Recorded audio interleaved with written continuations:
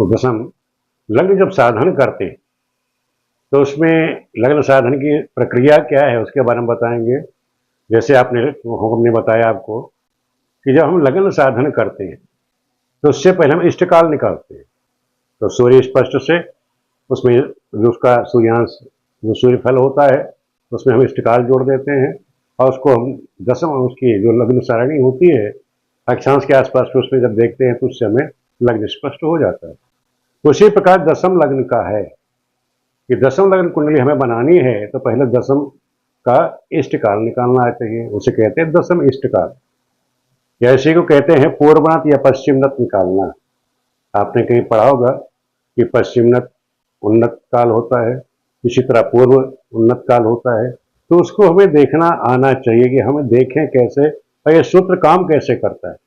जैसे उसमें हमने देखा था कि इष्ट काल के समय सूर्योदय से गणना की जाती है, लेकिन जब हम निकालते हैं इसमें इष्ट काल दशम का तो इसमें जो गणना होती है मध्याह्न समय से, यानी दोपहर के मध्याह्न समय से रात्रि का जो मध्याह्न समय है वहां तक के समय को आप लोग अंग्रेजी में देखते हैं उसको कहते हैं पश्चिमनत।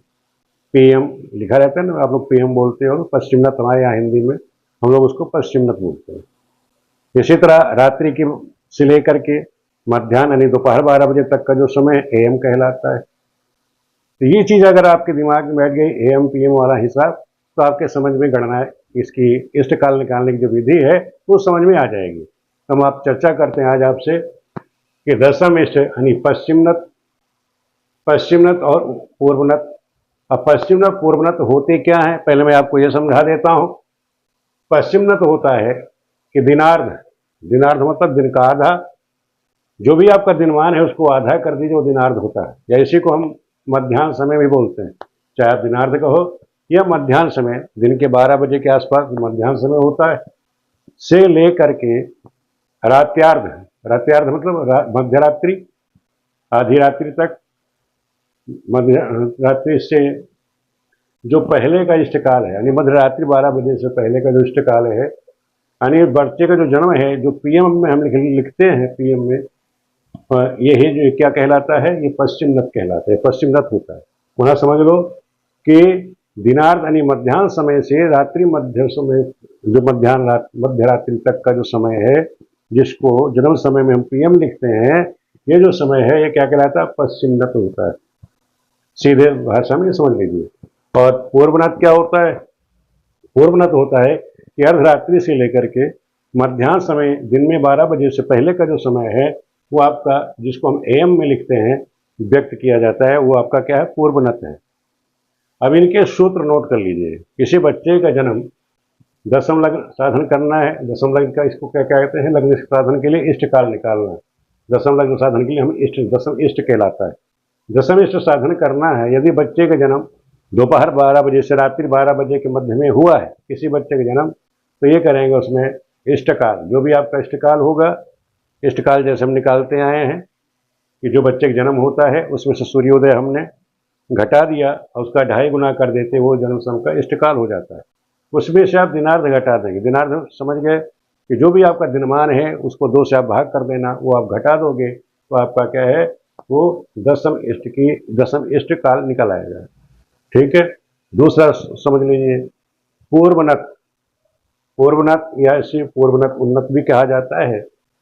तो क्या है, अर्धरात्रि से लेकर के मध्याह्न तक का समय, अर्धरात्रि से लेकर के मध्याह्न दोपहर 12 बजे से पहले तक का जो समय है जिसको हम एएम में व्यक्त करते हैं, ये आपका क्या कहलाता है, पूर्वनत कहलाता है। अब इसको हमें ज्ञात करना है तो इसका सूत्र नोट कर लीजिए कि दशम इष्ट साधन करना है तो क्या करेंगे, 60 घटी प्लस इष्टकाल, यानी 60 घटी में आप इष्टकाल जोड़ देना, जो भी आपका इष्टकाल आएगा वो जोड़ दोगे, उसमें से आप दिनार्ध घटा देंगे तो आपका जो है दशम इष्ट निकल आएगा। या दूसरा तरीका भी है कि जो 60 घटी में इस तरह से कोष्टक बना लेना कि 60 घटी माइनस दिनार्ध में आप जन्म इष्ट काल घटा दोगे, लेकिन यहाँ फिर माइनस है तो माइनस से माइनस दिनार्ध हो जाएगा, ये माइनस माइनस प्लस हो जाएगा। वही सूत्र मैंने यहाँ जोड़ कर दिया, ये 60 प्लस, क्योंकि माइनस माइनस प्लस हो जाएगा तो इष्टकाल प्लस हो गया, तो जन्म इष्टकाल हमने यहाँ प्लस कर दिया। माइनस दिनार्ध, ये माइनस दिनार्ध हो गया तो ये माइनस मैंने इस तरह से लिख दिया। तो इस तरह मैंने आपको ये सूत्र लिख दिए, ये दोनों सूत्र वाक्य हो गए कि जो गणना करनी है दिन के 12 बजे से रात्रि 12 और रात्रि 12 बजे से लेकर मध्याह्न 12 बजे तक, ये दो सूत्र आपको मैंने बता दिए। अब इनको हमें अप्लाई करना है कि मान लो ये हमें निकालना है किसी बच्चे का जन्म। ये मैंने उदाहरण ले लिया कि उदाहरण के तौर पर माना 26 जुलाई 2024 को सुबह 9:30 बजे किसी बच्चे का जन्म हुआ, तो उसका इष्टकाल है 8:22, 8 घटी 22 पल है, उसका इष्टकाल है। उस दिन का दिनमान जो है 34/8 है, तो 34/8 को अपने 2 से भाग किया तो 17 दूनी 34, तो 17 आ गया। 8 को 2 से भाग करोगे तो 4 आ जाएगा। दिनार कितना हो गया? 17, 4 आ गया, यानी 17 घटी 4 पल हो गए। अब हमें क्या निकालना है? इष्ट, क्या दशम इष्ट निकालना है, तो सूत्र को इसी सूत्र को हमें रखना है। तो 60 प्लस इष्टकाल माइनस दिनार, तो क्या हमारा निकल जाएगा? दशम इष्ट हमारा निकल आएगा।